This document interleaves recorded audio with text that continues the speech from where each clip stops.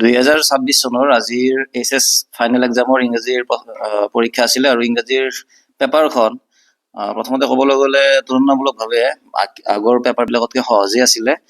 বাকী আমি প্ৰশ্নখন ডিছকাছ কৰিম, কেনেকুৱা প্ৰশ্ন আহিছিলে, কোনে কিমান পালে কমেণ্টত জনাব। প্ৰথম পেজেছটোৰ প্ৰশ্ন আছিলে যে কি, what has made life on the earth possible. ইয়াৰে এনচাৰটো ওপৰতে আছিলে, একেবাৰে ওপৰত, the environment of the earth. The environment of the earth has made our life possible, এনেকৈ লিখি দিলে হ'ব। 1 নম্বৰী প্ৰশ্ন আছিলে যিহেতু। নেক্সট আছিলে what are the biotic factors of environment. প্ৰশ্নত কিন্তু পেজেছটোত দিয়া আছিলে চাগে নন বায়'টিক, এইকেইটা আছিলে এবায়'টিক দিয়া আছিলে। আমাক সুধিছিলে বায়'টিক ফেক্টৰ্ছ সুধিছিলে, বহুতে এইকেইটা লিখি থৈ আহিছে চাগে, এইকেইটালৈ নহ'ব। বায়'টিক ফেক্টৰ্ছ দিবলৈ গ'লে আমাৰ প্লেণ্টছ, এনিমেলছ বা হিউমেন বিংছ এইবিলাক হ'ব। নেক্সট আছিলে what does the environmental study attempt two study. Environmental science attempt two study direct দিয়াই আছিলে, এইখিনি লিখি দিলে হৈ যাব, ইয়ালৈকে লিখি দিলে হ'ল। তাৰপাছত mention to recent developments in the last few decades that have led to serious environmental problems. এইকেইটা আছিলে এবনৰ্মেল ইনক্ৰিজ অফ পলিউশ্যন আছিলে, এইটো abnormal increase of pollution and এইখিনি লিখি দিলে হ'ব। তাৰপাছত name any to UN led initiatives to combat the environmental crisis. এইকেইটা আমাৰ এইখিনি লিখি দিলে হ'ব। The United nation conference on human environment, এইখিনি। আৰু ইয়াৰে কেইটা লিখিব দিছিলে, 2টা লিখিব দিছিলে, ইয়াত 2টা যিকোনো লিখি দিলে হ'ব এইখিনিৰ পৰা। তাৰপিছত what is the meaning of the word environment, এইটো চাৰাউণ্ডিংছ লিখাই আছিলে, ইমান টান হোৱা নাছিলে পেজেছটো। এইটো মিনিং অফ এনভাইৰনমেণ্ট চাৰাউণ্ডিংছ। তাৰপাছত আমি নটিচ এখন আহিছিলে, নটিচ লিখিবলৈ, inter college quiz competition will be next month, you are Divya, secretary, debate secretary. সহজ আছিলে। তাৰপাছত ৰিপৰ্ট ৰাইটিং দিছিলে বুক ফেয়াৰ। তাৰপাছত নহ'লে ক্লিনিনেছ উইক অৰ্গেনাইজিং এটা প্ৰগ্ৰেমৰ বিষয়ে লিখিবলৈ ৰিপৰ্ট এটা লিখিব দিছিলে। তাৰপিছত জব এপ্লিকেশ্যন আহি থাকে, জব এপ্লিকেশ্যন এইবাৰ কি দিছিলে, assistant teacher in modern high school Goalpara.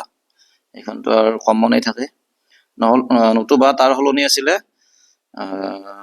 কি আছিলে, poor road condition in your locality, এইটোও কমন। তাৰ নেৰেশ্যন দিছিলে যিকোনো 2টা। The boy said to the teacher I am weak in English and seek your advice. এইটো যদি আমি ইনডাইৰেক্ট নেৰেশ্যন কৰোঁ কি হ'ব, দ্য বয় ছেডটো আছে, টল্ড দিব পাৰি, টল্ড হিজ টিচাৰ, এটা ডেট লাগিল, ডেট, এতিয়া আইটো কোৱা মানুহজন ল'ৰা, গতিকে হি, প্ৰেজেণ্টৰ পৰা পাষ্টত গ'ল, he was weak in English and ইয়াৰে ছেকেণ্ড ফৰ্মটো শ্বট, কাৰ এডভাইচ লাগে, টিচাৰজনৰ এডভাইচ, গতিকে হিজ এডভাইচ।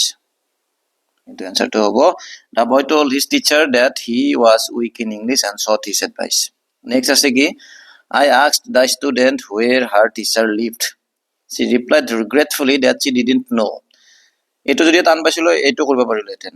এইটো এনচাৰটো তথাপিতো কৰিছোঁ ডিৰেক্টত। I said the student where does your teacher live হ'ল। She replied regretfully that she didn't know. She saidও দিব পাৰি, এইটো ৰিপ্লাইডো দিব পাৰি, একো নাই। She said sorry I do not know. মোৰ লিখাত অলপ প্ৰব্লেম হৈ আছে বাৰু এতিয়া, এনচাৰটো মই সেইকাৰণে কৈয়ে গৈছোঁ। She said to me how long will you stay here? I replied I would stay for a week. এইটো বহুবাৰ আহিছে।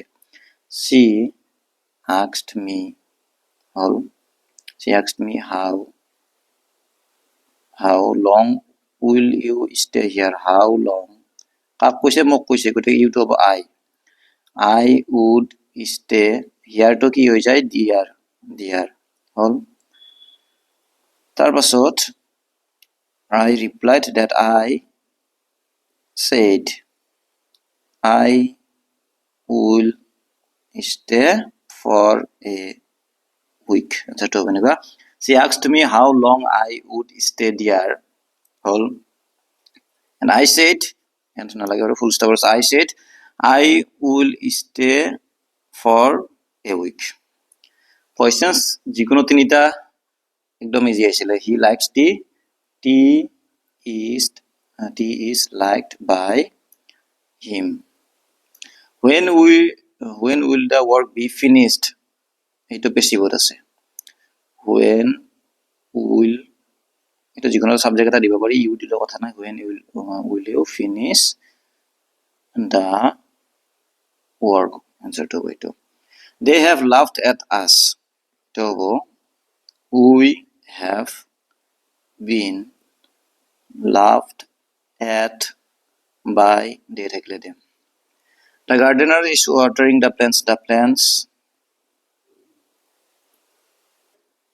plants are being watered by the gardener the plants are being watered by the gardener English is spoken all over the world subject দিয়া নাই people speak English all over the world an earthquake destroyed the town was destroyed by an earthquake correct tense যিকোনো পাঁচটা কৰিব দিছিলে I wish I এইটো হ'ব knew her simple past the first world war last for এইটো simple past lasted I usually start for school at 8 o'clock simple present tense বাক্য I usually যেনেকৈ আছে তেনেকৈ থাকিব start they leave Europe for tomorrow they will leave future বাক্য তাৰপাছত the match had begin before we reached the stadium sorry হেডটো নাছিলে কোন এখন বেলেগৰ পৰা লোৱা বেপাৰ গতিকে এনসাৰ কিছুমান ঠিক দিয়া আছে the match begin before we reached the stadium এইটো হ'ব past perfect the match had begun she worked in our office since 2022 she has been working present perfect continuous tense বাক্য I get the ticket yesterday যোৱাকালি মই টিকেটটো পাইছিলো simple past গেটৰ past tense টো got you sleep when I entered the room past continuous you were sleeping preposition যিকোনো চাৰিটা দিছিলে she will come to our town in a week she is playing with নহয় to on a violin he is confident of success the old man has no one to look after her butter is made from milk please call in a doctor mati puthiyowa we will start at 6 in the morning তাৰ পাছত any for যিকোনো চাৰিটা কৰিব দিছিলে ইয়াৰে 9 নম্বৰটোৰ only Onita can do this make it negative without changing the meaning only থাকিলে মই তো কৈছিলো একদম ইজি none but লগাই দিলে none but Onita can do this she hoped that she would do well in the competition ইয়াৰে যিকোনো চাৰিটা কৰিব দিছিলে গতে সহজ চাৰিটা কৰি থৈ আহিলে হৈ গ'ল তেন এটো আনসাৰটো হ'ব she hoped to do well in the competition having done her work she left the place compound কৰিব দিছিলে she did the work and left the place she left the place তাৰপিছত দিছিলে এটা ডিগ্ৰী কম্পাৰেটিভ ডিগ্ৰী কৰিব দিছিলে Kolkata is the most popular city in India Kolkata is more populous city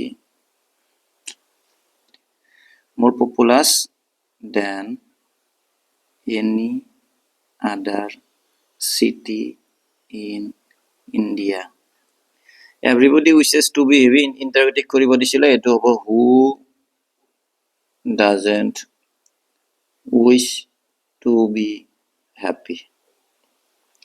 I know his name complex. I know what his name is. I know what his name is. We often go there every winter at take question. Take question. It over. Don't we? তাৰপিছত পোয়েট্ৰিৰ my mother 66 এটা দিছিলে, easy আছিলে। M দা poet কমলা দাসৰ when did the poet observe her mother when he was driving from his parents home to Cochin last Friday morning. তাৰপিছত what did he observe? He observe কৰিছিলে, এইটো ইয়াৰ পৰা মিলাই দিলে লিখি হৈ যাব, গোটেইখিনি বাৰু নাচাওঁ। তাৰপিছত 11 নম্বৰটোত আছিলে 2 নম্বৰী প্ৰশ্ন, যিকোনো তিনিটা লিখিব দিছিলে। কবিগৰাকী কিয় মাকক লেট উইণ্টাৰ মুনৰ লগত তুলনা কৰিছিল। তাৰপিছত what are the merry children spelling out of their home symbolic of, এইখিনি আচলতে এনেকুৱাকৈ আমি আলোচনা কাৰণ সকলোৱে বেলেগ বেলেগ ধৰণে লিখিব পাৰে, নম্বৰ পাব লিখিলে। What is the most beautiful language in the world according to MML, প্ৰথম চেপ্টাৰটোতে আছিলে MML দ্য লাষ্ট লেচনৰ, কেনেকৈ ক্লাছটো শেষ কৰিছিলে, ছোটা চাহিব কোন। চ' পেপাৰ ইমান টান হোৱা নাছিলে। আমি 5 নম্বৰী প্ৰশ্ন কি আছে চাই আছো। হোৱাট চেঞ্জেছ ডিড, 5 নম্বৰী কুৱেশ্যন আছিলে what changes did the order from Berlin cause in the school on that last লেচনৰ পৰাই আহিছিলে। আৰু Champaran episode change the plight of the peasant, এটা আহিয়ে থাকে। যিকোনো এটাহে লিখিব দিছিলে, এটা লিখি দিলে। তাৰপাছত টাইগাৰ কিঙৰ প্ৰশ্ন ইয়াতকৈ আৰু সহজ নাহে, আৰু এইটো একেবাৰে চামাৰিটো লিখি থৈ আহিলে। টাইগাৰ কিঙে চিফ এষ্ট্ৰলজাৰজনে কি প্ৰেডিক্ট কৰিছিলে, আৰু তাৰপাছত কেনেকৈ ৰিভেঞ্চ লৈছিলে টাইগাৰ কিংজনে। চ' ক'ব গ'লে প্ৰশ্নখন সহজে আছিলে। কোনে কিমান কৰিলে, কোনে কিমান পাবা বুলি ভাবা জনাবা।